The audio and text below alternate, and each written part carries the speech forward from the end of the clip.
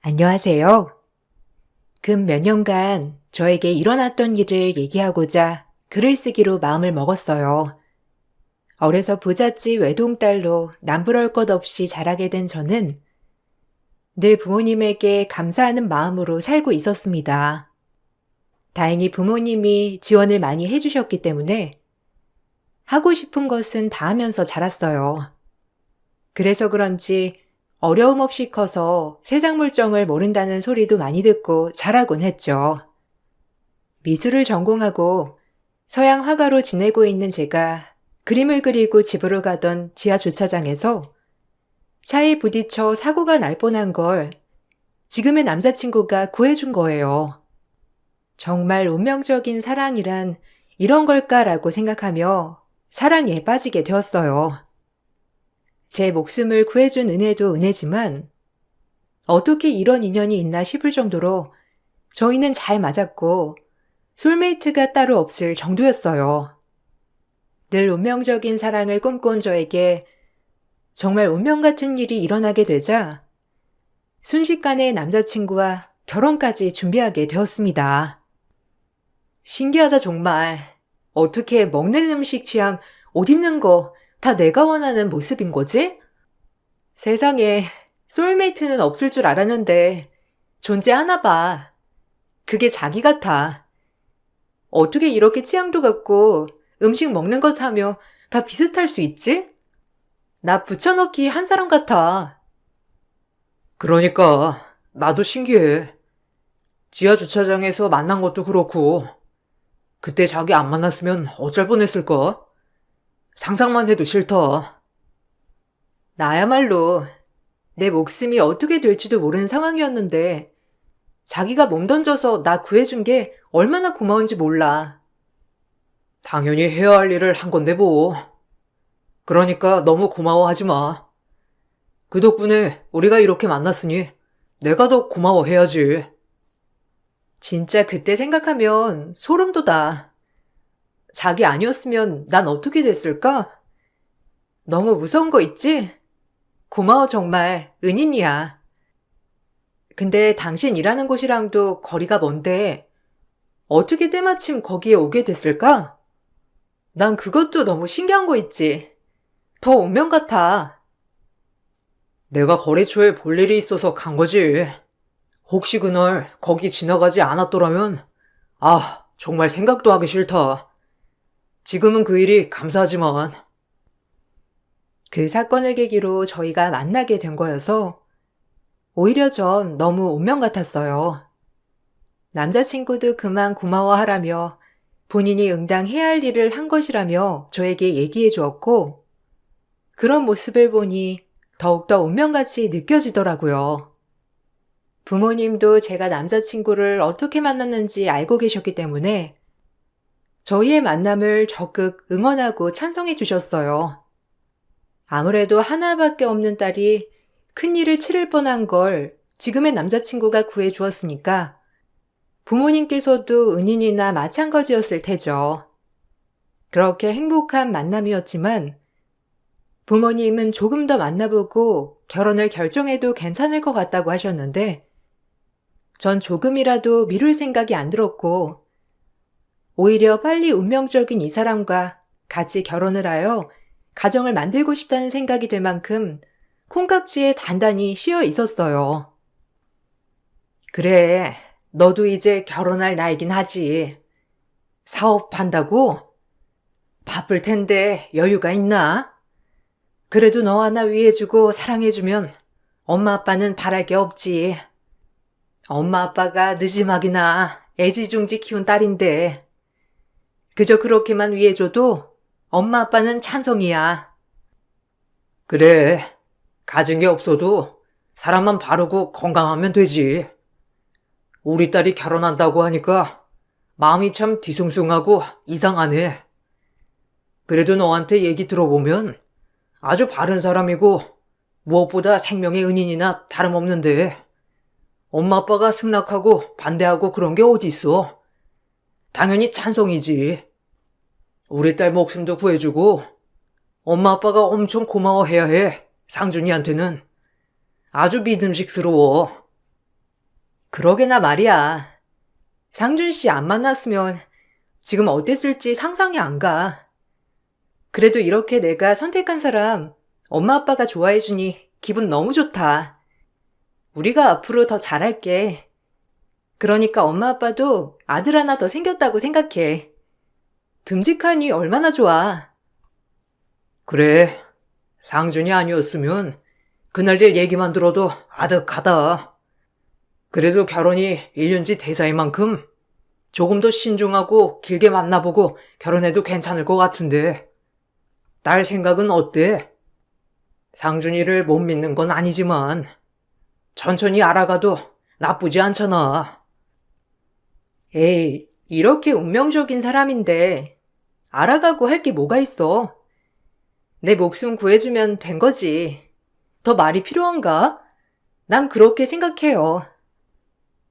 부모님은 남자친구를 좋아했고 사랑으로 보살펴주는 모습에 적극 환영했지만 한편으론 그래도 결혼이란 큰 대소사 앞에서 조금 더 신중하기를 바라셨던 것 같아요. 그러나 제 목숨을 살려준 은인이라고 생각했는지 그 당시 그런 말들이 들리지 않았고 결혼을 진행함에 있어 아무런 걸림돌이 되지 않았어요. 시댁 역시 저를 두 팔 벌려 환영해주는 분위기여서 그렇게 모두에게 축복받는 결혼식이 될 거라고 믿어 의심치 않았어요. 주변 사람들 또한 운명적인 사랑이라며 극찬을 해주었고 저 역시 내가 선택한 이 사람이 틀릴 리 없다는 생각에 결혼을 밀어붙이게 되었어요. 그때는 하루하루 참 행복만 했던 것 같아요. 우리 상준이가 언제쯤 보여주나 싶었는데 이렇게 보게 되어 너무 좋네요. 이 집에 오게 된 걸 너무 환영해요. 네, 저도 너무 궁금했어요. 잘 부탁드립니다. 상준 씨한테 얘기 많이 들었는데 너무 미인이시라 제 귀가 눌리는데요? 어머, 말하는 센스 봐. 고마워요. 아주 기분이 너무 좋네. 미니 씨 보니까 딱 내가 원하던 며느리상인 게 너무 마음에 드네. 우리 잘해봐요. 근데 왜 나이가 있네요? 상준 씨도 외동이고 형제 누구도 없지 않나? 집에 웬 아이야? 먼 친척이야? 얘는 우리 먼 친척 조카가 잠깐 몸이 안 좋아서 여기에 맡겼어. 맡길 데가 영 없다고 해서 어쩔 수 없이. 아무래도 상준이도 아이를 좋아하고 나도 아이를 좋아하니까 이렇게 보는 것만으로도 힐링이 되거든. 혹시 아이 좋아해? 네, 좋아해요. 나중에 조카랑 같이 놀러 가도 되겠다. 조카 바람도 쐬고 우리도 데이트할 겸. 나중에 우리 놀러 가자, 아가야. 에이, 무슨. 안 그래도 돼. 엄마가 잘 알아서 챙기는데 뭘. 미니 너까지 신경 쓸 필요는 없어. 마음만 고맙게 받을게. 그래, 애까진 안 챙겨도 된단다. 역시 우리 미니는 얼굴만큼 마음이 예뻐서 참 내가 더 마음에 든다니까. 아주 완벽해. 남자친구네 집에 인사를 가던 날, 웬 남자아이로 보이는 어린아이가 있었어요. 먼 친척이 몸이 안 좋아 잠시 맡아주게 됐다고 하였고, 좋은 게 좋은 거라고 몸이 안 좋다 하시니 그럴 수 있겠다 싶었어요. 오히려 항상 남을 도와주려고 하는 모습을 많이 보았던 터라 가족이 전부 다 따뜻한 사람들이구나 라고 느끼며 좋게 본 계기가 되었어요. 하지만 본격적으로 결혼 이야기가 나오고 나서부터는 조금 이상하다 싶은 일이 많이 있었어요. 남자친구가 저에게 했던 사소한 얘기들이 점차 진실이 아니란 것을 알게 되고 말았거든요. 작은 거짓말들이 쌓이게 되니 신뢰가 무너지고 그로 인해 의심을 하게 되었어요. 자기도 K대 경영학과 나왔다고 했지? 공학번이면 내가 아는 언니랑 동기였겠네. 오늘 그 언니 만나러 가는데. 그래? 근데 내가 휴학도 많이 하고 그래서 아마 나 모를걸? 뭐 조용히 학교 다니기도 했고, 군대에 뭐해? 그래? 그래도 1학년 때라도 인사 한번 해보지 않았을까? 뭔가 신기해. 자기랑 나랑은 진짜 모든 인연이 다 이어져. 그래서 정말 운명인가 싶을 정도로 신기하단 말이야. 학교도 그렇고, 취미도 그렇고. 자기도 그렇게 느끼지? 그럼 그렇지. 그래도 쑥스럽게 이 사람 저 사람한테 물어보지 마. 휴학을 많이 한 것도 내 아픈 과거거든. 처음 남자친구는 한편 본인 이야기를 하는 것을 많이 꺼려했어요. 그 부분이 이해가 가지 않았지만 사람마다 스타일이며 모든 것들이 다르니까 그럴 수 있다고 생각했는데 아는 언니를 만나는 과정에서 작은 의심은 큰 의구심을 갖게 되고 말았습니다. 제가 알던 사실과는 조금 다른 부분이 있었거든요. 물론 남자친구가 휴학을 하기도 했지만 그래도 이렇게 일면식이 없을 수 있나 싶기도 하고 아는 언니도 의구심을 가질 만큼 조금 이상한 느낌이 들기 시작했어요. 어? 이름도 처음 들어본다. 진짜 경영학과 맞대? 아무리 휴학하고 복학했다고 하더라도 선배 후배도 다 아는 마당에 이렇게까지 모를 수 있나? 그것도 성도 특이해서 웬만하면 이름 한 번은 들어봤을 법한데? 네가 학교를 잘못 알고 있는 거 아니야? 아니야. K대학교 맞대. 뭐 그럴 수도 있지. 남자친구도 자세히 얘기는 안 하니까 도통 이유는 모르겠네. 너 그 사람에 대해 잘 알아본 거 맞아? 지하 주차장에서 만난 거 말고는 뭐 정확한 정보라던가 회사 이런 것도 다 확인해 봐야 하는 거 아니야? 그래도 결혼을 약속한 사이인데 그 사람에 대해 더 자세히 알아야 네 인생을 맡기고 지내볼 만하지. 에이, 자기도 위험했는데 목숨 걸고 날 구해준 사람이야. 어떻게 그 사람에 대해 의심하겠어? 언니, 진짜 믿을만 하니까 걱정 마. 나중에 너 후회하면 소용없다. 언니 말 듣고 조금이라도 알아보는 게 낫지 않을까 싶어. 네가 행복하다면야 어쩔 수 없지만. 그리고 사업하는 사람이면 정확히 금전적으로 얼마나 여유가 있고 한 달의 수입은 얼만지 이런 것도 정확히 짚고 넘어가야지. 얼렁뚱땅 사랑한다고 그냥 넘어가면 안 되는 거야. 그때 한번 보니까 사람은 멀끔하다만 잘 알아봐. 저 역시 언니의 말을 들으니 조금 찝찝했어요. 사실 남자친구의 학벌이나 직업이 중요하지 않았기 때문에 신경을 쓰지 않았던 것도 있지만 그래도 이렇게 찝찝할 바엔 그냥 한번 알아보는 것도 나쁘지 않겠다는 생각이 들었죠. 그러는 와중 남자친구의 집에서 남자친구 사진들을 보는데 지방 B대학교 졸업장을 보게 되었어요. 남자친구는 알고 보니 K대학교 경영학과 출신이 아닌 지방 B대학교 태권도부 출신이었어요. 거짓말했다는 것도 어이도 없고 화가 나기도 했습니다. 자기, 이게 뭐야? B대학교 졸업한 거야? 나한테는 K대학교 졸업했다고 했잖아. 거짓말한 거야, 나한테? 아, 그게 사실 너는 좋은 대학교 나오고 집도 잘 사는데 나는 너무 별 볼 일 없으니까 나도 모르게 나온 말이 그 말이었어. 정말 미안해. 그래도 어쩔 수 없었어. 혹시라도 네가 나한테 실망할까 봐 널 잃고 싶지 않았거든. 대학이라도 맞춰야 할 것 같았어. 미안해. 그래도 그렇지. 어떻게 그런 거짓말을 해? 사소한 거짓말이 더 싫어. 신뢰가 얼마나 중요한데 정말 실망이야. 내가 잘할게. 한 번만 봐주면 안 될까? 나 그거 말고는 너한테 진짜 잘하잖아. 앞으로도 잘할 거고, 그러니까 제발. 우리가 어떻게 만난 인연인데, 널 위해 목숨까지 바치는 거 알잖아. 그런데도 나랑 헤어질 거야? 제발 한 번만 봐줘. 당신 마음 아는데 솔직히 혼란스럽다. 거짓말을 하는 게 이해가 가지 않거든. 이거 말고는 거짓말한 거 없는 거야? 당연하지.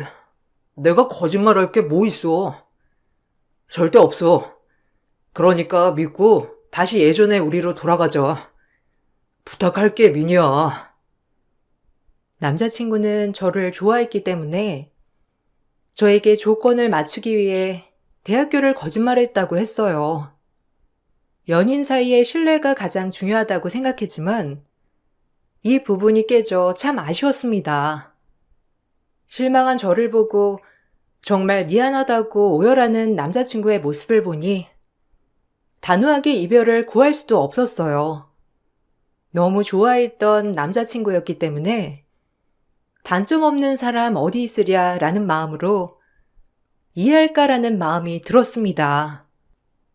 남들이 보면 미련하다고 할지언정 남자친구와 헤어질 엄두가 나지 않더라고요. 그래, 이번만 용서하자라는 마음으로 용서를 하였고 저희의 결혼 준비는 계속되었어요. 그러나 점점 남자친구의 의심스러운 모습들이 많이 발견되었고 그 부분에 있어서 실망과 실망을 거듭하게 되는 하루하루였어요. 그때는 무슨 생각이었는지 일단 두고 보자는 마음으로 남자친구를 잘라내지 못했고 조금만 더 신중하게 생각하자라는 마음이 들면서 계속 연애를 이어갔어요. 이제 너희 날짜도 잡아야 하는데 상견례 슬슬 해야 하지 않겠어? 사돈 어른들은 뭐라고 하시니? 나 얼른 날 잡았으면 하는데. 그래, 우리 결혼도 빨리 해야 하는데, 부모님끼리 서로 빨리 뵙고, 날짜 정하는 것도 나쁘지 않을 것 같아. 그렇지, 자기야? 그렇지. 저희 부모님은 하루라도 빨리 만나 뵙고 싶어 하세요. 그럼 제가 오늘 집에 가서 날짜 여쭤볼게요. 새뿔도 당김에 빼랬다고? 이왕 하려고 하는 결혼 빨리 해서 자리 잡으면 좋지. 기다릴 게 뭐 있니? 난 우리 미니가 하루라도 빨리 내 며느리가 됐으면 좋겠는데. 아들만 키워봐서 딸이 있는 즐거움도 누리고 싶거든. 생각만 해도 너무 좋다. 시어머니는 하루라도 빨리 나를 잡았으면 하셨고, 저 역시 이래저래 실망한 것이 많았지만, 남친과 헤어질 생각은 아직 없었기 때문에, 집으로 가 부모님과 상견례 날짜를 정하게 되었어요. 상견례를 하기 전 요즘 내가 실망한 것도 있고, 이래저래 사이가 소원해졌다고 생각하여 그 분위기 좀 풀러 남자친구 사업장에 깜짝으로 방문했던 계기가 있었어요. 하지만 그곳에서 저에게 사고를 냈던 차주가 있었어요. 차종과 차량 번호판, 얼굴을 기억하고 있었거든요. 그때 전 너무 놀라 남자친구가 알아서 신고를 했다고 해서 그렇게 무마시켰었는데 그 사람은 남자친구와 함께 웃으며 이야기를 하고 있었어요. 뭐지 싶은 마음이 들었고 그날 일은 일단 남자친구에게 얘기하지 않고 묻어뒀습니다. 엄청 찝찝하고 의심스러웠지만 일단 뭔가 확실해지면 얘기를 하고 싶었어요. 지금 얘기를 하면 또다시 남자친구는 주저리 별명만 늘어놓을 것 같은 마음이 들어서 말이에요. 그리고 상견례를 하게 되었는데 그저 저만 사랑해주면 된다고 하시며 아무것도 바라지 않는 부모님과는 다르게 남자친구의 어머님은 막상 상견례를 하게 되니 조금 바라는 게 많으셨어요. 사실 상견례를 하면서도 제 의심은 꺼지지 않았고, 혹시라도 내가 알던 남자친구가 아니면 어쩌지라는 마음에서 막상 이 일을 꺼내 마주할 자신이 없이 타이밍을 보고 있던 저였고요. 이왕 이렇게 결혼하는 거 저희 집 형편은 다 아실 테니 그냥 단도직입적으로 얘기할게요.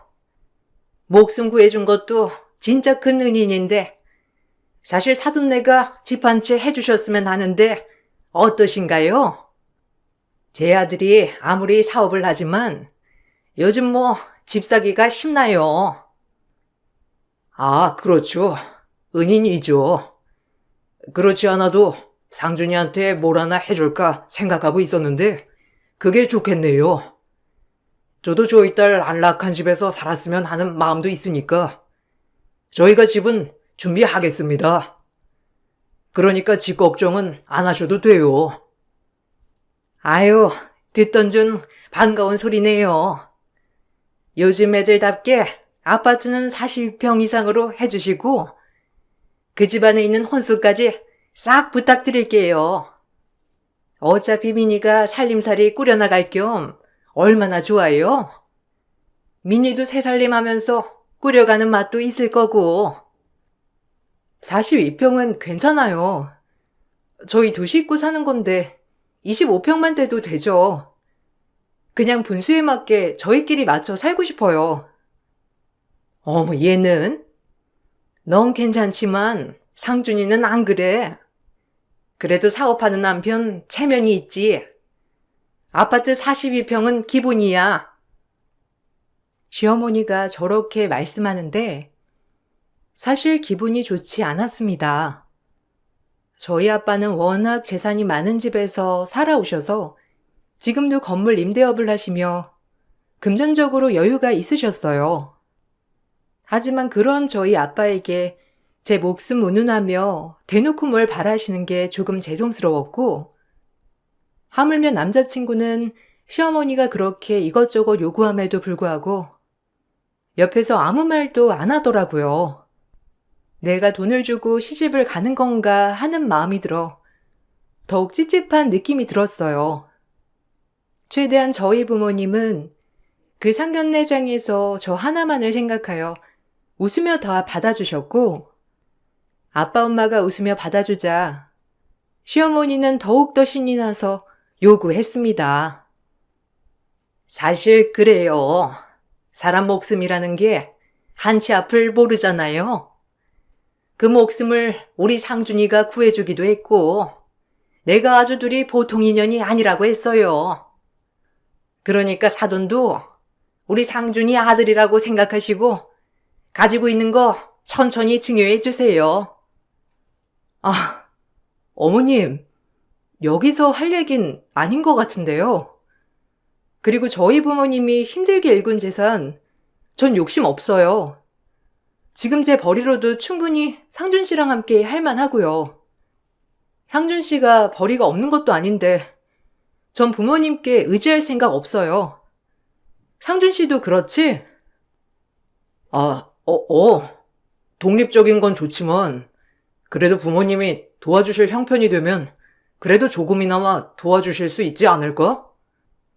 사실 아들 없는 집에 내가 아들 노릇 할 거기도 하고 평생 너랑 같이 살아갈 건데 미리 주시는 것도 나쁘지 않으니까.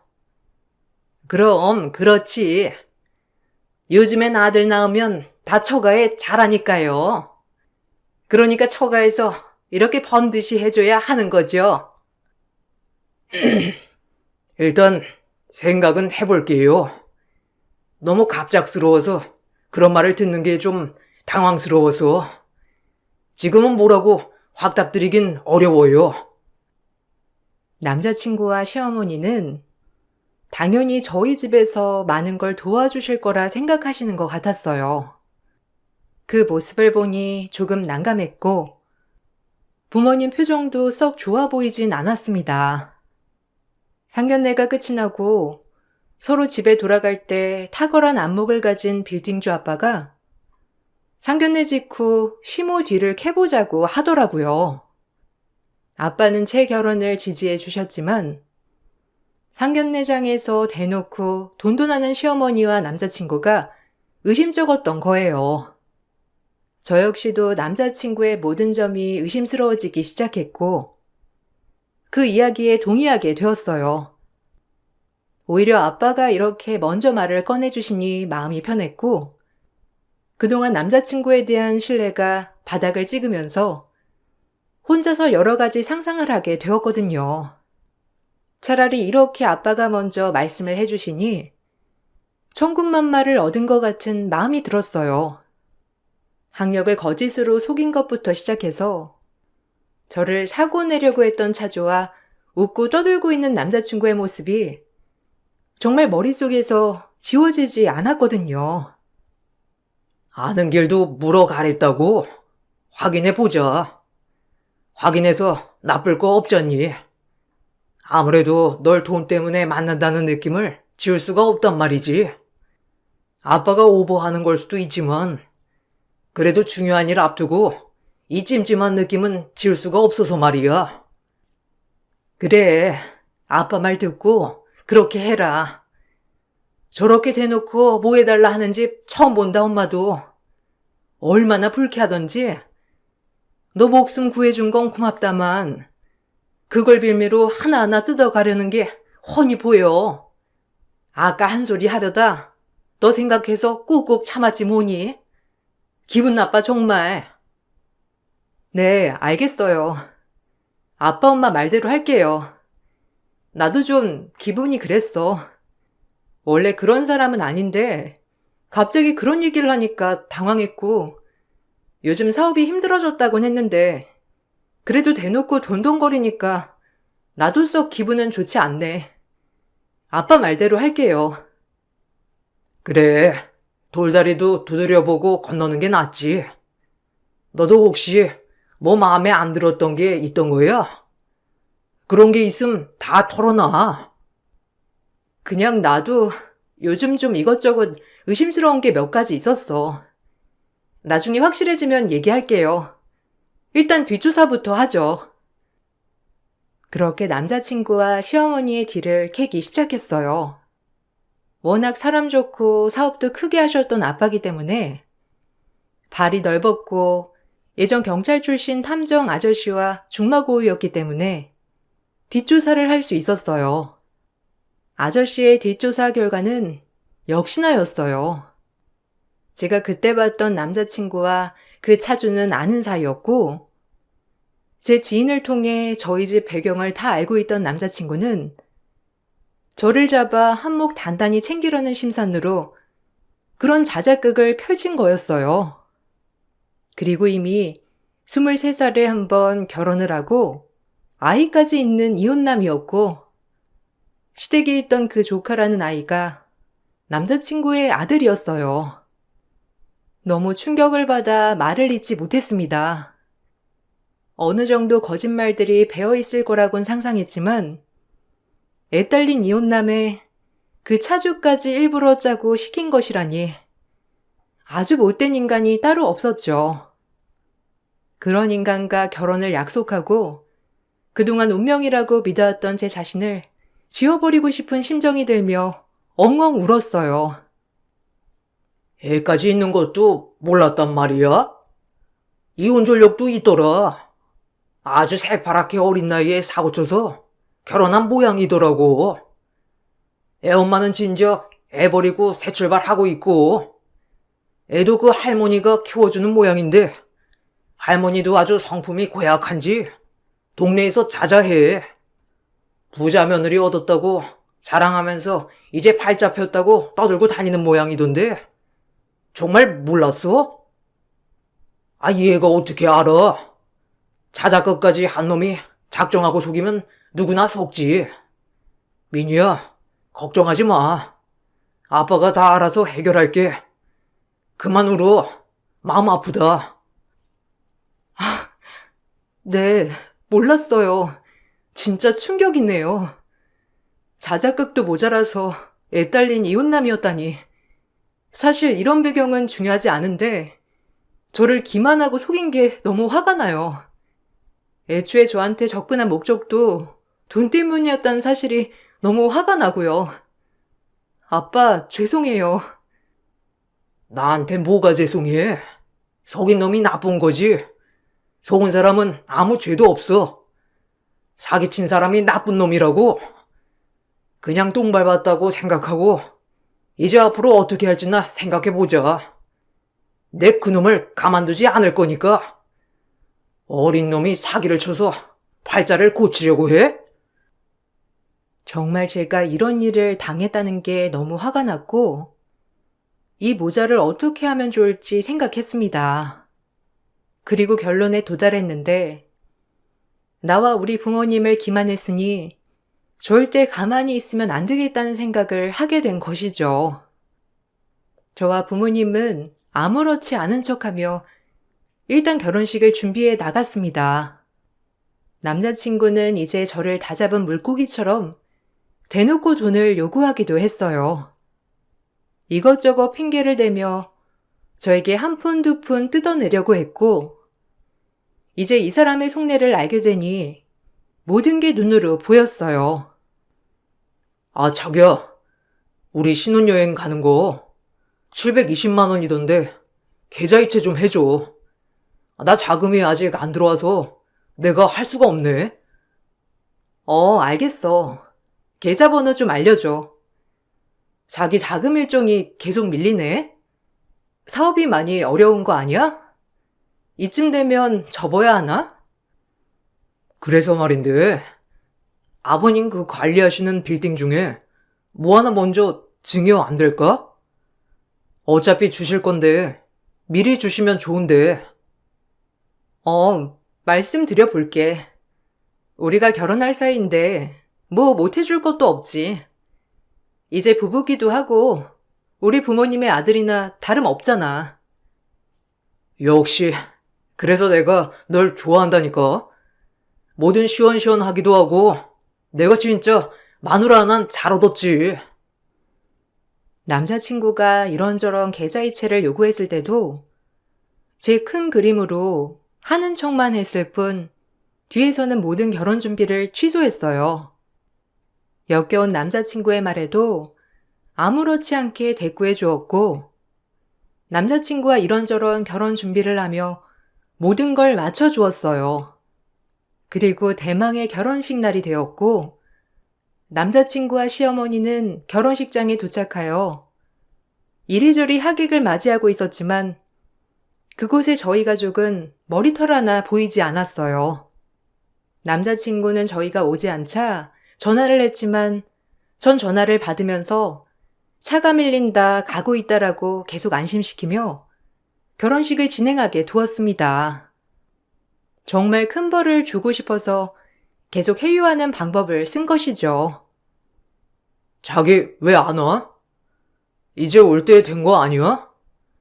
아니, 우리 헤어 메이크업 나랑 같이 받으러 갈 걸 그랬어. 굳이 다른 데 예약해가지고 따로 오게 됐네. 지금 곧 시작할 것 같은데 나랑 엄마랑 좀 그래. 신부 측이 아무도 없으니까 얼른 와. 가고 있어. 거의 다 왔어. 우리 쪽 사람들 아무도 안 왔어? 부모님은 출발하셨던데. 걱정 마. 곧 도착하실 거야. 우리 하객들이 많이 와서 자리를 더 예약할 걸 그랬나 봐. 자기네 친척 지인들까지 오면 식장이 아주 꽉 차겠어. 자기 얼른 와. 식 진짜 시작할 것 같아. 신부 대기실에서 사진도 많이 찍어야 하는데 촉박하겠다 아주. 이렇게 계속 안심시키며 두 모자의 시커먼 속내를 알게 되고 파혼 직전 최고의 대가품을 해줬습니다. 그리고 미리 결혼식장과 얘기를 하여 모든 하객이 결혼식장에 들어가 있을 때 전광판으로 남자친구의 과거 행적들에 대한 자료들을 첨부해서 띄워놨고 저를 다치게 하려는 사람들도 회유해서 인터뷰하는 데까지 성공했죠. 저희가 신고하겠다고 하니 그날 일에 대해서 술술 불더라고요. 그 모습이 전광판에 비치자 남자친구와 남자친구 어머님은 이건 잘못된 거라며 길길이 날뛰었고 탐정인 아빠의 친구분이 경찰들을 불러주었기 때문에 남자친구를 그 자리에서 사기죄로 붙잡을 수 있었어요. 남자친구는 끌려가는 순간에도 뭐가 잘못됐는지 전혀 몰랐고, 전 남자친구와 시어머니에게 저를 속이려고 한 사기죄와 함께 사람을 시켜 저를 다치게 하려고 했던 것까지 고소했습니다. 그제야 남자친구는 아차 싶었는지 또다시 제가 받아줄 줄 알고 애걸복걸 빌기 시작했어요. 아, 진짜. 처음엔 그냥 호기심이었는데, 널 사랑하는 건 진짜야. 그러니까 날 믿어줘. 우리 문제 없었잖아. 이제 너 속이는 거 전혀 없을 거야. 그러니까 제발 한 번만 합의해주고 우리 다시 시작하자. 네가 원하는 대로 다 할게. 제발. 내 돈 보고 접근한 놈, 내가 어떻게 믿어? 내가 그렇게 물러 터졌을 줄 알았니? 넌 날 기만하고 속였어. 그것도 사람 시켜 연기하고 그런 널 또 받아달라고? 내가 정신 이상자가 아닌 이상 돌았니? 어디 한번 콩밥 제대로 먹어봐. 우습게 본 대가야. 이게 다 널 사랑해서 그런 거라고. 왜 안 믿어? 얼마나 사랑했으면 그랬겠어? 제발 그러니까 한 번만 봐주라. 너만 합의해주면 우리 다시 시작할 수 있단 말이야. 그러니까 다시 생각해줘. 우리 행복했잖아. 아니야? 너도 그렇게 말했고. 그건 네가 정상인인 줄 알았을 때지. 니네 엄마도 기다리라고 해. 사기죄에 동조한 죄, 사기 방조죄니까 가만 안 둘 거야. 알겠니? 어디 애 딸린 이혼남이 넘볼 걸 넘봐야지. 니네 집에 있는 그 아이도 네 아들이라며. 내가 모를 줄 알았어? 네 아들만 불쌍하다. 아빠를 아빠라 부르지 못하고 삼촌이라고 하고 있으니 네 애를 생각해서라도 깜빵 다녀오면 정신 차리고 살아. 애만 불쌍하니까. 걔 내 아이 아니야. 진짜로 네가 잘못 알고 있어. 진짜 조카라니까. 내가 애가 어딨어. 말이 안 되잖아. 내가 애라니. 그렇게 부정해도 어쩔 수 없어. 네 애인 건 맞으니까. 애 엄마가 왜 도망갔는지 알겠다. 너란 인간 뭘 믿고 임신까지 했는지. 딱 기다려. 남자친구가 빌고 매달렸지만 전 남자친구 어머니마저도 사기 방조죄로 고소했습니다. 그리고 두 모자한테 위자료를 받아내었고 남자친구는 사기죄와 다른 사람들을 시켜 저를 다치게 한 죄를 인정받아 징역 2년 11개월을 받게 되었어요. 남자친구 어머니도 눈물을 흘리며 빌었지만 저에겐 소용없는 모습이었습니다. 악어의 눈물이랄까요? 남의 눈에서 눈물 뺄 땐 아무렇지 않더니 본인들이 막상 벌을 받게 되자 그렇게 눈물을 흘리면서 피해자인 척하는 모습들이 더 역겹기 그지 없었거든요. 한 번만 봐줘라. 생떼 같은 우리 자식 어떻게 감옥에 보내니? 내가 못나서 우리 아들을 잘못 가르쳐서니까 제발 봐줘. 그럼 벌을 받아야죠. 당신도 당신 아들도 못나서 못 가르쳤으니 당신도 벌 받고 그걸 못 배운 당신 아들도 몸으로 부딪히고 깨달아야죠. 남을 속이고 뜯어먹으려 했으면 이렇게 된다는 것을 몸으로 느끼고 비로소 느껴야 하지 않겠어요? 날 얻어서 인생 피려고 했나 본데 당신들 사람 잘못 봤어. 본인 손자까지 조카로 둔갑시켜서 한 사람 인생 망치게 하려고 했으면 벌 받아야지. 두 모자는 결혼을 앞에 두고 철저히 죗값을 치렀습니다.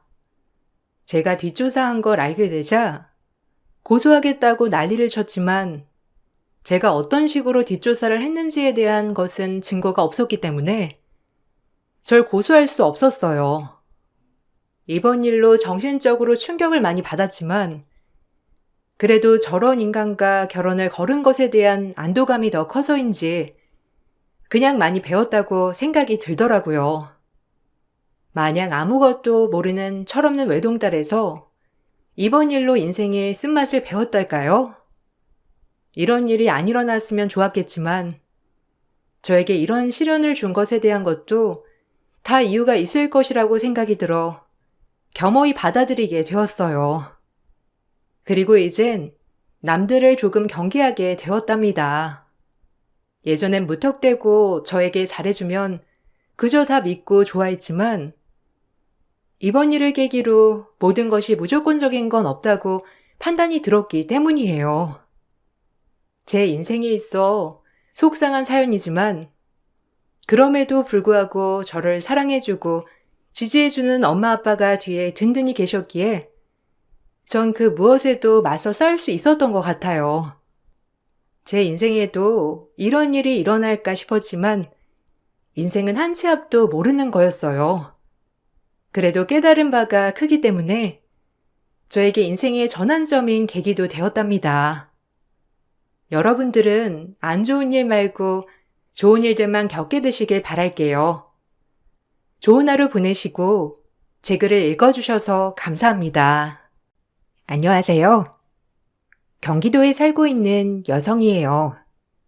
남자친구를 사귀고 결혼까지 하려고 했지만 아들 하나 딸랑 있는 시어머니는 저를 한사코 반대하셨어요. 그 이유는 본인의 아들 앞날을 제가 열어주지 못할 것 같다며 무슬모라고 하셨거든요. 전 유치원 교사였고 남편은 이제 막 의사면허를 취득한 새내기 의사였거든요.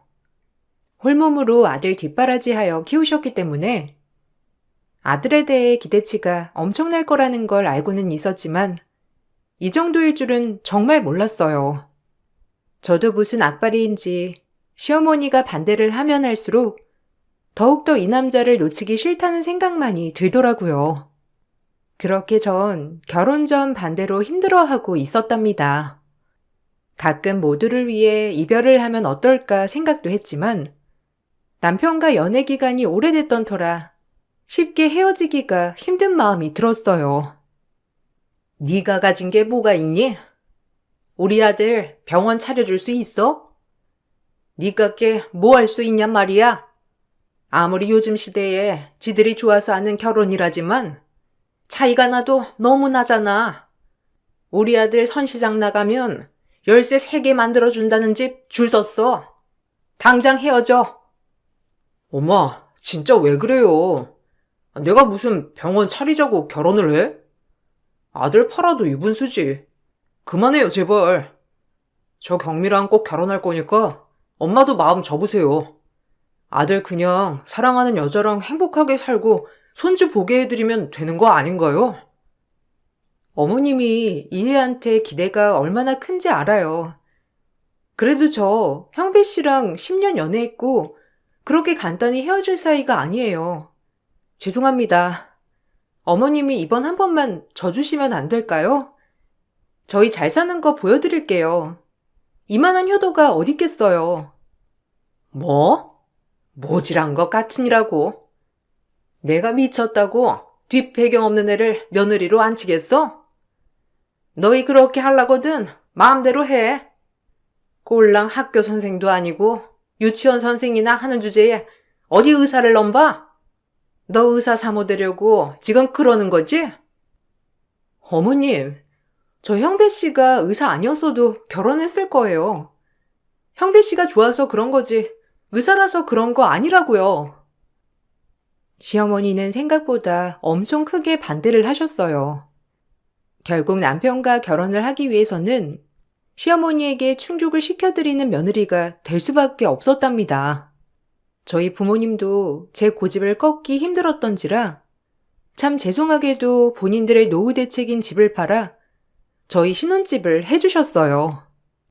하나뿐인 딸 시어머니에게 약점 잡히지 말라고 해줄 수 있는 선에서 해주신 거예요. 이때 결혼을 하지 말까라는 생각도 들었지만 그때 남편이 찾아와 저희 친정부모님을 설득하고 또 설득하는 마음을 보여주었어요. 저희 어머니가 무례를 떨었다면 정말 죄송합니다. 제가 사죄할 테니까 어머님, 아버님은 노여움 푸세요. 엄마, 미안해. 나 그냥 결혼하지 말까? 엄마 아빠 집까지 팔아서 결혼하는 건 아닌 것 같아. 내가 다시 생각해 볼게요. 아니야. 형배랑 죽고 못 사는 사이면서 어떻게 헤어지게? 엄마 아빠는 괜찮으니까 책 잡히지 말고 집이라도 해가. 장모님, 감사합니다. 평생 살면서 경미한테 정말 잘할 거고, 지금 어머님, 아버님 마음 아프게 해드린 거 제가 다 갚을게요. 저희 어머니가 홀몸으로 저를 키우셔서 지금은 경미 마음을 아프게 하지만 아마 나중에는 미안해 하실 거예요. 제가 그러도록 가운데서 정말 잘할 거고요. 어머님, 아버님이 집 해주시는 거 쉽게 해주시는 거 아니란 걸 알아요. 제가 더 잘 돼서 갚겠습니다. 형배니가 이렇게 말해주니까 그래도 우리로선 듬직하다. 솔직히 우리 경미도 배울 만큼 배워서 이렇게 결혼시키는 게 맞나 싶었는데 너 하나 보니까 듬직하니 우리 경미 시집 보내도 되겠어. 우리도 경미 귀하게 키웠으니까 귀한 사람으로 잘 대해줘. 부모님이 집을 팔아서 저희에게 해준 말씀이었어요. 어찌나 눈물이 나던지 오히려 잘 사는 모습을 보여드리는 게 맞는 거라고 생각을 하게 되었고, 그것만이 효도라고 생각을 하게 되었답니다. 저희 친정에서 집 하나를 해주겠다고 하자 시어머니는 그제야 결혼 허락을 하게 되었어요. 솔직한 심정으로는 아들 팔아 장사하는 마음이 들어 정말 불쾌하고 찝찝한 마음이었어요. 원래 열쇠 3개 정도는 받아야 하는 건데 일단 집이라도 해주셨으니 제가 억지로 허락합니다. 의사 아들 키워놓고 집 하나가 웬 말이에요? 남들 다 붙잡고 물어보세요. 저 같은 시어머니 얻는 거 경미한테 아주 큰 복이라고요. 그거 아셔야 합니다. 뭐 그건 살아봐야 알겠죠. 여유가 되면 우리 경미 책 잡히지 않게 어미 된 도리로 모든 걸 해주고 싶은 마음이다만 저희도 형편이 여의치 못해서 이 정도만 해드립니다. 이해 부탁드릴게요. 그리고 경미 좀 잘 봐주세요. 하나뿐인 며느리잖아요. 이제 우리가 자식을 나눠 가진 사이인데 저도 형배 아들처럼 그렇게 위할 테니 사돈도 경미를 아껴주시고 보듬어 주셨음 합니다. 그건 자기 할 나름이죠. 요즘 시대에 무조건이 어딨나요? 본인이 잘하면 예쁨 받을 것이고 본인이 못하면 미움받는 거죠. 상견례 때 얼마나 고개를 빳빳이 치켜드는지 의사 아들이라고 아무것도 해오지 않으면서 저희 엄마에게 저렇게 말씀하셨답니다. 상대적으로 전 집까지 해가는 입장이었지만 시어머니 마음에 들지 못하는 며느리였어요. 그리고 시간이 흘렀고 결혼을 했어요. 남편과 연애를 길게 했기 때문에 정말 행복했던 하루하루였고 결혼하자마자 경사로 임신까지 탄탄대로로 하게 되었어요. 아니 애를 좀 천천히 갖지. 뭐가 급하다고 애를 가지냐? 사람 일 어떻게 될 줄 알고 애를 덜컥 가져? 헤어질 수도 있는데. 어머님, 애까지 가진 저한테 무슨 막말을 그렇게 하세요? 아무리 제가 마음에 안 드셔도 그렇지. 결혼 한마당에 이러시는 건 아닌 것 같아요. 저 역시 결혼할 때 어머님한테 죄송한 마음도 있었지만 솔직히 형배 씨 의사인데 뭐 어떡하라는 거예요? 너 의사 사모 되고 싶어서 집까지 해온 마당에 이제 와서 배째라는 거냐? 뭐 이런 게 다 있어? 지금 너랑 헤어져도 형배한테 열쇠 3개짜리 해준다는 집이 줄 섰어. 알아? 그 정도로 의사들이 얼마나 강세인데 그걸 모르고 나대냐? 형배 씨 너무 사랑하지만 솔직히 말해서 의사 말고는 가진 게 뭐가 있는데 그러시는지 모르겠네요. 어머님 아들 하나 잘 키운 건 인정해요. 그렇지만 그렇게 아들 가진 유세 떠는 건 아니라고 생각하거든요. 그러니까 뱃속 아이까지 가진 저한테 그런 막말 삼가주세요. 아이까지 가진 저로서 아이를 부정하는 어머님을 이제 이해하지만은 않을 거니까 그리 아시라고요. 어허라, 이게 네 얼굴이구나? 그래, 그럼 그렇지. 형배가 너 같은 애랑 만난다고 했을 때부터 마음에 안 들었어. 저 역시 형배 씨만 믿고 결혼했고요. 시어머니 자리가 이런 줄 몰랐어요. 저 역시 어이없고 화나는 일이 한둘이 아니에요. 그날 시어머니와 대판한 뒤로 시어머니는 그제야 절 투명인간 취급을 하셨답니다. 형편상 시어머니가 아들이랑 떨어지 내기가 싫다고 그렇게 말씀하시는 바람에 같이 살고 있었는데 같은 공간에서 절 투명인간 취급을 하니 제 마음도 힘들어져 갔어요. 남편은 이런 시어머니 마음을 아는지 모르는지 그저 하하호호 실실거리기만 했고 저와 시어머니 사이에 갈등만 깊어져 갔죠. 형배야, 우리 둘이 오늘 나가서 외식할까? 너 초밥 좋아하잖아. 오늘 저녁에 너 병원 끝나는 대로 내가 앞으로 가마. 아, 경미도 초밥 좋아해. 같이 가야지. 경미야, 저녁에 초밥 먹자. 오랜만에 외식도 좋을 것 같은데. 셋이 나가서 먹어요. 임산부가 무슨 초밥이니? 내가 초밥이 너무 먹고 싶어서 그래. 뭐 경미 있는데 배달시켜 먹을 순 없잖아. 우리끼리 먹고 다음에 경미 데리고 나가서 맛있는 거 먹으면 되지 않겠어? 아들, 엄마 초밥이 너무 먹고 싶어서 그래.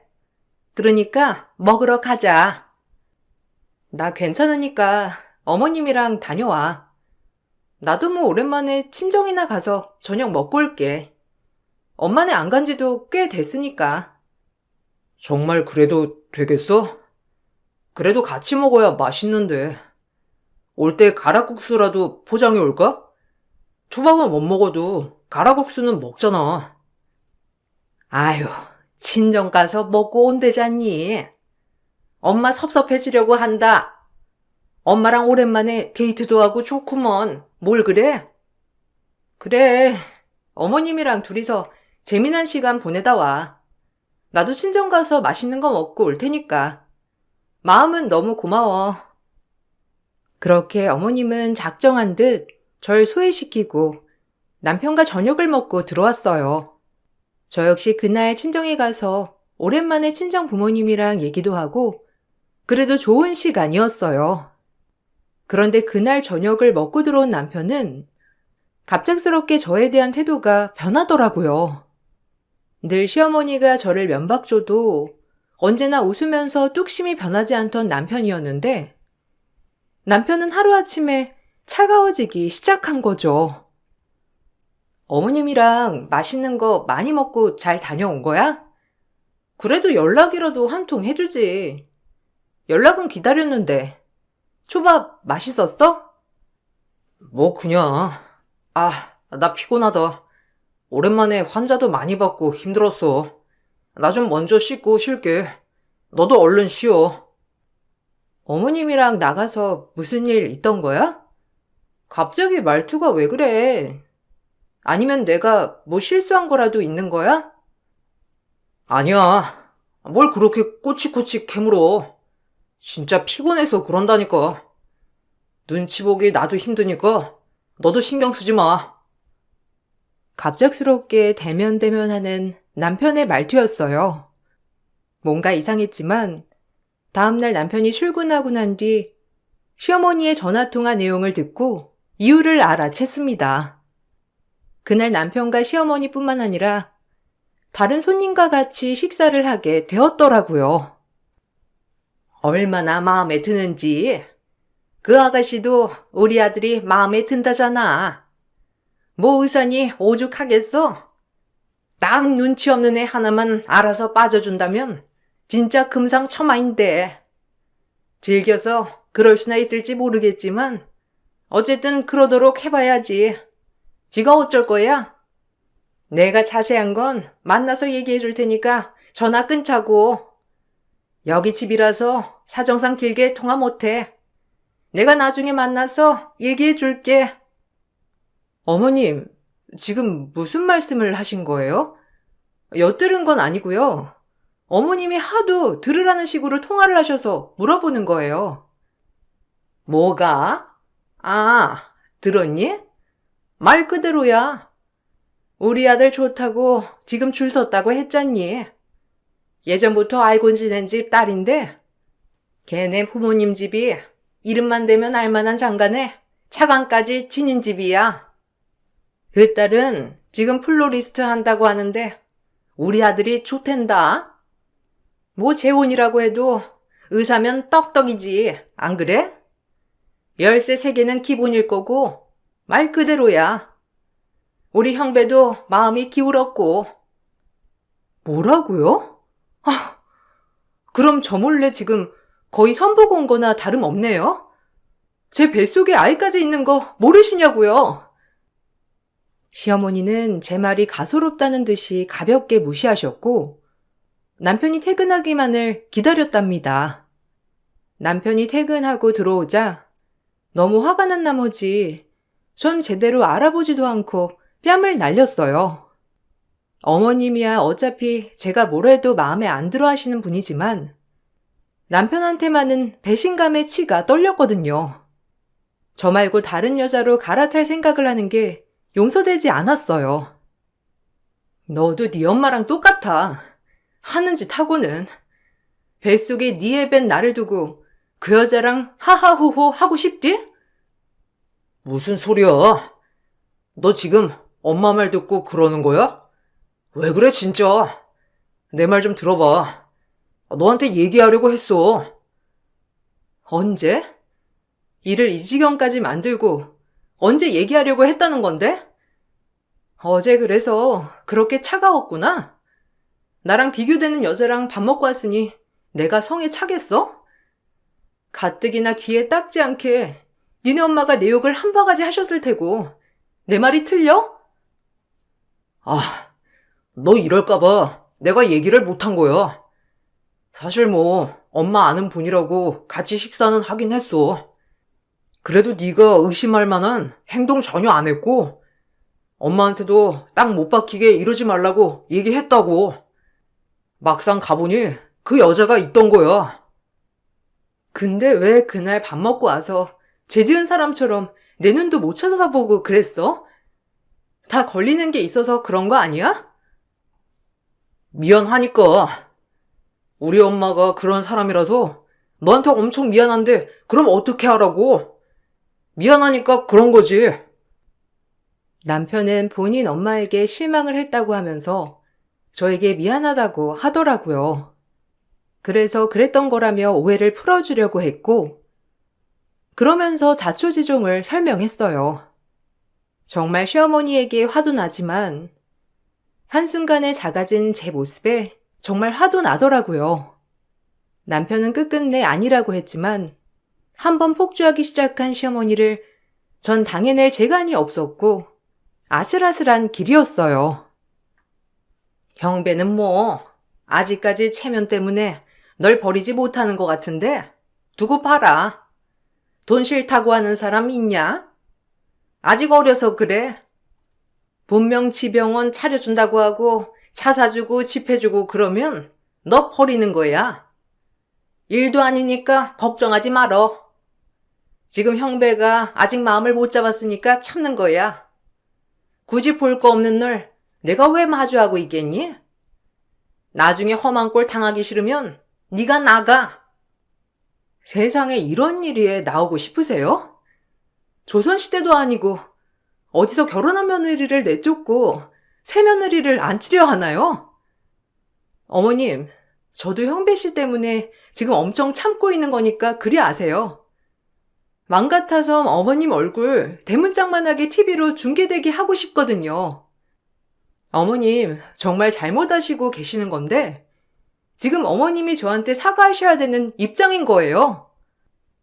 내가 왜? 내 아들 더 좋은 여자 만나게 하는 게 왜 사과할 일이냐?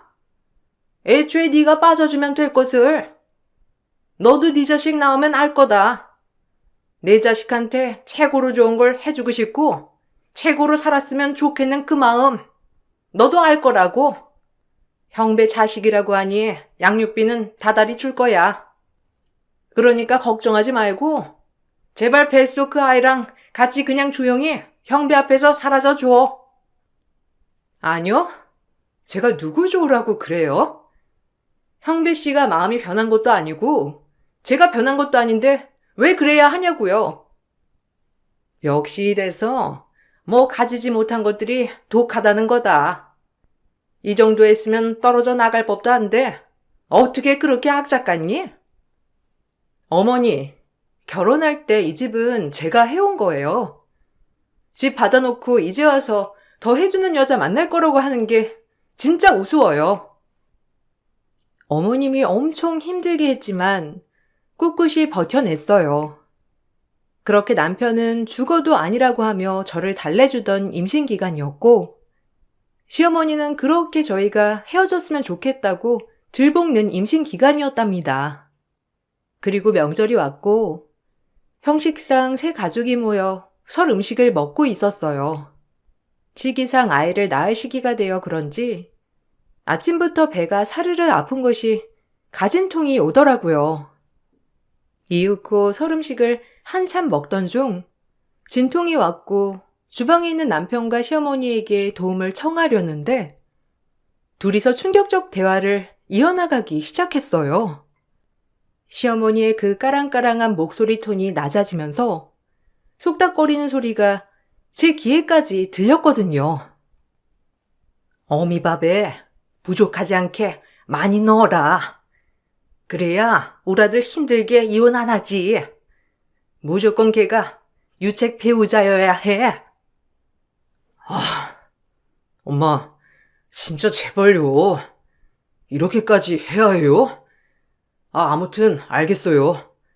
제가 알아서 할 테니까 눈치 못 채게 얼른 나가보세요. 역시 우리 아들이야. 너 내가 다 너 잘되라고 그러는 거 알지?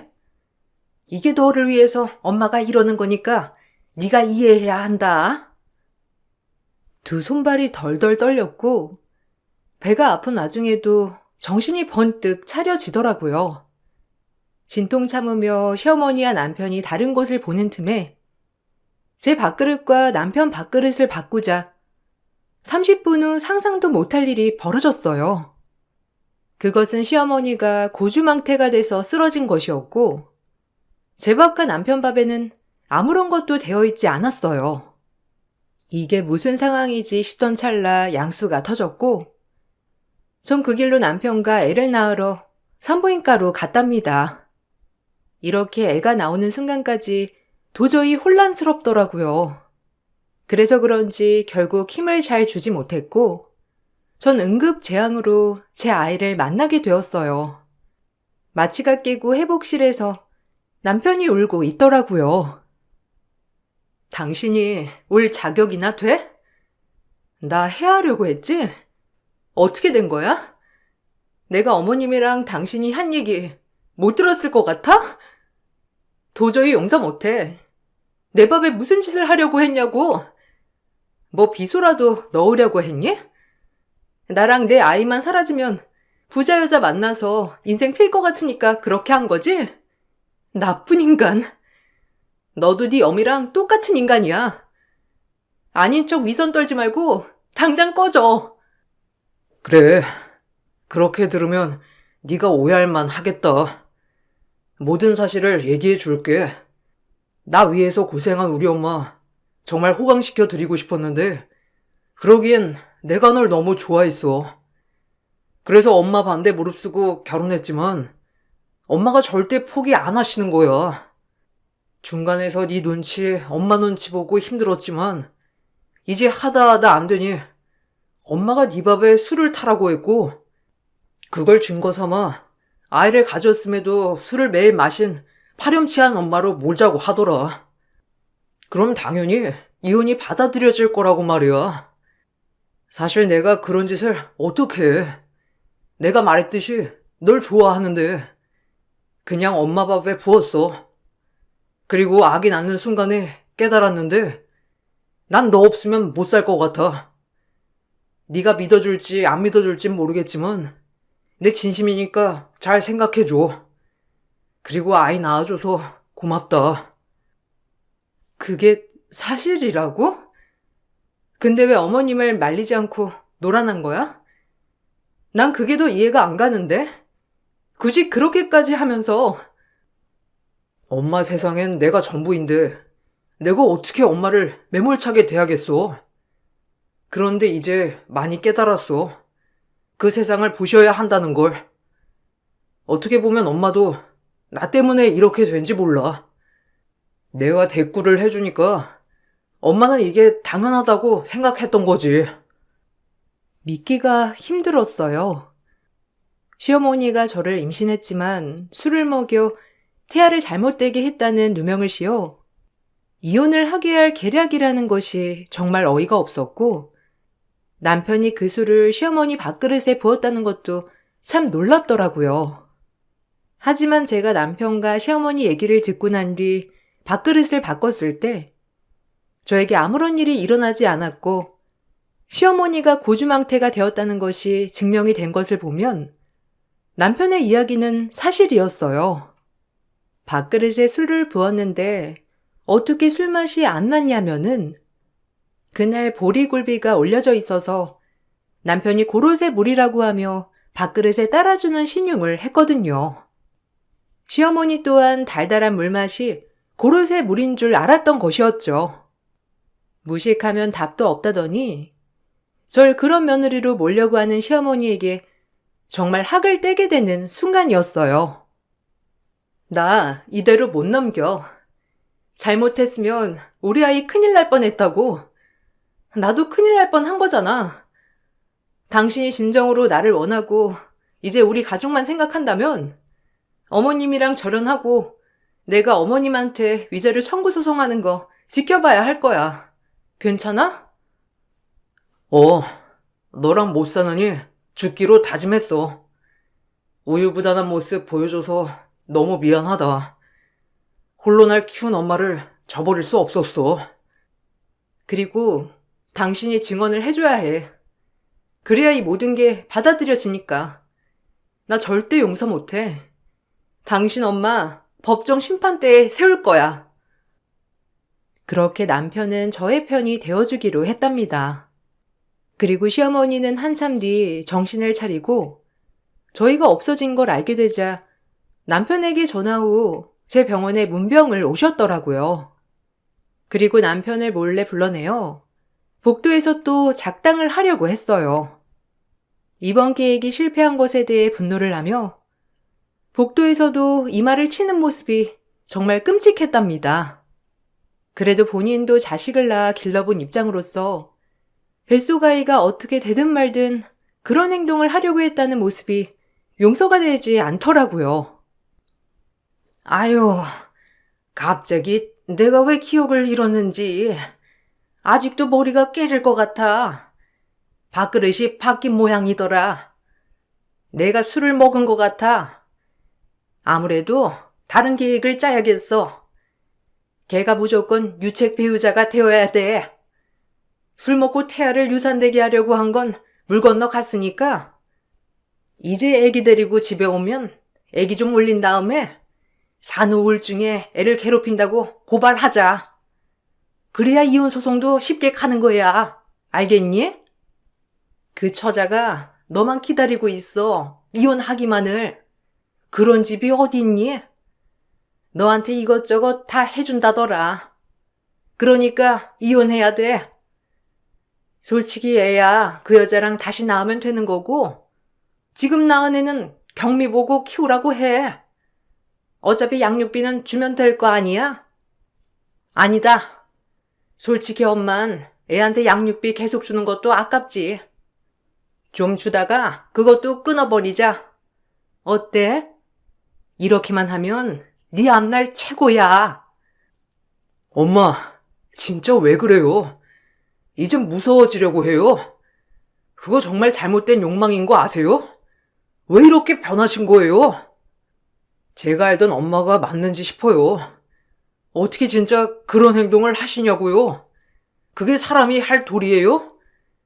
이젠 절 위해서가 아니라 엄마 본인을 위해서 이러시는 것 같아서 정말 무섭네요. 그만하세요. 제발 마지막 부탁입니다. 여기서 그만하세요. 시끄러워. 변하긴. 당연히 의사 아들을 키웠는데 이 정도는 받아내야 되는 거야. 저 질긴 것이 그냥 사라져 줄 리는 없으니 이렇게라도 해서 우리 집에서 쫓아내야 한다. 내가 그때 잘못 생각했어. 끝까지 반대를 했어야 했는데 집에 눈이 멀어서 아이고. 너한테 병원이랑 차까지 해준다는 집 있었으면 내가 걔를 받아들였겠니? 내가 너무 앞만 봤어. 멀리 앞을 내다봤어야 했는데. 시어머니는 그렇게 남편에게 신신당부를 하고 제 얼굴은 보지도 않은 채 아기만 살짝 보고 가셨어요. 그리고 다행히 남편은 시어머니의 모든 말들을 증거로 녹취를 했고 전 그것을 토대로 저를 해하려 했다는 벌로 상해 미수죄로 고소를 하였답니다. 시어머니는 본인 아들에게 뒤통수를 맞은 것을 분해하며 억울해하셨고 그 탓을 또 저로 돌리면서 욕을 하셨어요. 네가 꼬여냈어. 우리 순진한 아들을. 내 아들이 나를 버릴 리가 없는데 너 때문에 이렇게 된 거라고. 감히 녹취를 해? 아줌마, 이제 다 끝났어. 깜빵 가서 반성하고 어차피 하나 있는 아들 잃었으니 깜빵 가도 아쉬울 건 없겠지. 어디 끝까지 싸워보자고.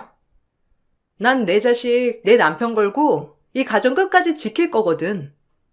당신의 삐뚤어진 욕망 절대 용서치 않을 거니 그리 알아요. 네가 나를? 그래, 어디 한번 이겨봐라. 니깎게 의사 아들을 키워낸 나를 감히 이길 수 있는지 말이다. 이제 아줌마의 세상이 정말 무너질 거예요. 어디 한번 두고 보죠. 본인의 욕망이 몇 사람을 아프게 했는지 지켜보라고요. 시어머니는 수사를 받게 되었고 저에게 직접적으로 아직 상해를 입히진 않았어서 다행히 불구속 수사였어요. 그러나 저를 해하려고 했다는 것이 녹취로 남아 있었고 남편이 모든 증언을 다 해주었던 결과 시어머니는 패소하게 되었답니다. 시어머니는 패소했다는 분노보다는 아들이 증인을 해준 것에 대해 더욱더 분노를 가지더라고요. 그것이 참 웃기더라고요. 네가 나한테 이럴 순 없는 거다. 내 청춘 다 바쳐서 널 키워냈는데 어떻게 나한테 배신을 때릴 수가 있어? 네가 아들이야? 그러니까 그만하셨어야죠. 제 인생은 제 겁니다. 엄마가 절 키워주신 노고는 알지만 그렇다고 해서 이래라 저래라 할 수 없는 제 인생이라고요. 이제 경미한테 못난 모습 그만 보이고 싶어요. 그러니까 제발 반성하고 용서를 비세요. 뭐라고? 너 내 아들 맞아? 너 이 엄마가 죽어도 좋아? 내가 너 없이 어떻게 살라고? 이렇게 모질게 나를 내치는 거야? 다 내가 너 잘 되라고 그랬던 건데 이 엄마 마음을 그렇게도 모르겠어? 너 경미랑 살면 네 인생 안 풀린다고. 날개를 펼쳐야지. 저 잘 되라고 그런 거라고요? 엄마 욕심이에요. 그런 아들을 가진 엄마가 되고 싶었던 그냥 엄마의 허황된 욕심이라고요. 이제 보지 말자고요. 이번 일 겪으면서 저도 엄마 진짜 무서워졌고 이제 엄마랑 다시는 엮이고 싶지 않으니까 더 이상 연락 마세요. 시어머니는 악다구니를 써댔지만 결국에 저에게 위자료를 주어야 했답니다. 태아를 잘못되게 할 뻔한 것과 저에게 정신적으로 고통을 준 죄는 달게 받았던 거예요. 그리고 시어머니는 그렇게 남편에게 손절을 당했고 저흰 그 집을 팔고 다른 곳으로 이사를 했어요. 아이까지 단 3식구만 살 수 있는 곳으로 말이죠. 시어머니와 같이 살고 있던 집이어서 시어머니 또한 작은 투룸 전세를 하나 얻으셨는데 남편에 대한 집착을 못 버리셔서 그런지 남편에게 소개해준 여자를 끝까지 만났고 결국 그 여자도 일이 풀리지 않으니 시어머니를 고소하였답니다. 사기죄로 본인을 농락했다고 화가 나서 말이죠. 아니, 형배 씨를 저랑 결혼시켜 주겠다고 한 지가 언젠데 도대체 언제까지 기다리라는 거예요? 감히 절 농락해요? 아줌마, 안 되겠어요. 사기가 얼마나 무서운 건지 아줌마가 뼈저리게 느껴봐야죠. 그 여자 떼놓고 당장이라도 나한테 붙여준다더니. 아유, 소희양, 좀 기다려요. 우리 아들이 아직 거길 정리 못했어. 마음은 진작에 떠났는데 그 여자가 엄청 매달리거든. 아니, 이제 못 믿어요. 형배 씨 연락도 안 받고요. 애초에 아줌마가 그냥 혼자 북치고 장구 쳤던 거죠. 저 가만 안 있습니다. 아니, 기다리라니깐. 의사 남편 얻으려면 이 정도를 기다려야지. 아가씨가 뭘 그리 대단하다고 나를 다그쳐? 의사 사모 안 되고 싶어서 이래? 아무리 부자여도 그렇지. 의사 타이틀은 아무나 가질 수 있는 게 아니란 말이야. 기다려! 결국 시어머니는 사기죄로 약식 기소 명령 되었어요. 결국 그 사기에 한해서도 벌금형을 선고받게 되었고 이 일은 일파만파 동네에 소문이 파다하게 났답니다. 저랑 결혼했음에도 시어머니가 곧 이혼하고 새장가 갈 거라고 애초에 떠들고 다니는 바람에 모든 사람들이 알게 되었거든요. 시어머니는 동네에서 이미 정신병자가 되어 있더라고요. 사실 저도 약간 정신적으로 문제가 있지 않나 싶을 정도로 좀 심각해 보이긴 하더라고요. 그럼에도 남편은 꿋꿋이 본인 엄마를 만나러 가지 않았고 그게 저에게 사죄할 길이라며 넙죽 엎드렸답니다. 그 일이 있고 친정 부모님들도 충격을 많이 받으셨지만 남편이 본인 어머니를 정말 끊어내자 그나마 부모님도 남편을 용서해 주었어요. 그래도 놀아났긴 했었으니까 말이죠. 친정아빠는 이 소식을 듣고 그 여자의 머리털을 다 뽑아낼 거라고 호언장담을 했지만 그래도 법이 해결해 주었으니 제가 엄청 말렸어요. 그러다 그 정신병자 아주머니가 아빠를 해약이라도 할까봐 무서운 마음이 들었고 생각만 해도 아찔해요. 내가 잘못했으니까 돌아와라. 그 여자애랑 사는 건 아니야. 다른 여자도 강요 안 할 테니까 너만 내 곁에 돌아오면 돼. 엄마가 언젠가 돌아올 줄 알고 기다렸는데 엄마는 아마 오랜 시간이 지나도 절대 안 돌아오실 거예요. 그냥 이대로가 좋네요. 경미가 당한 그 상처, 아픔, 제가 평생 살면서 다 되갚으려면 엄마한테 신경 쓸 여력이 없거든요. 오늘이 마지막이에요. 형배야, 너 진짜 왜 그래? 엄마가 널 어떻게 키웠는데 이 엄마를 봐서라도 한 번만 용서해주면 안 되겠니? 남편은 끝끝내 시어머니를 정말 차단하였고 저흰 자유의 몸이 되었습니다. 시어머니는 모든 재산을 팔아 벌금 내고 위자료를 주느라 지금은 쪽박을 차셔서 그 잘나가던 노인정도 안 나가신다고 하더라고요. 아예 집에서 고립되어 버린 거예요. 나이가 많이 들어 이제 살면 얼마나 산다고 내가 좀 꺾을까 싶던 때도 있었지만 아이와 저를 헤아려 했다는 그 생각을 했다는 것 자체가 용서가 되지 않습니다. 시간이 지나면 해결될까요? 이 상처는 평생 아물 것 같지가 않아서 그마저도 잘 모르겠네요. 다행히 11년이 지난 지금 남편은 저에게 차곡차곡 상처를 갚아나가는 중이에요. 그 덕분에 아이와 전 더할 나위 없는 행복을 느끼며 살아가고 있답니다. 요즘 TV를 보면 시어머니의 결혼 반대 내용을 봤을 때 저 역시 제가 겪은 이 내용이 결코 드라마에 뒤지지 않는다고 생각한답니다. 상상도 안 가는 이 얘기를 듣고 피로하시진 않을까 걱정이 들지만 그래도 용기 내서 제 이야기를 써보았어요. 가볍게 들어주시고 좋은 하루 보내시길 바랄게요. 감사합니다.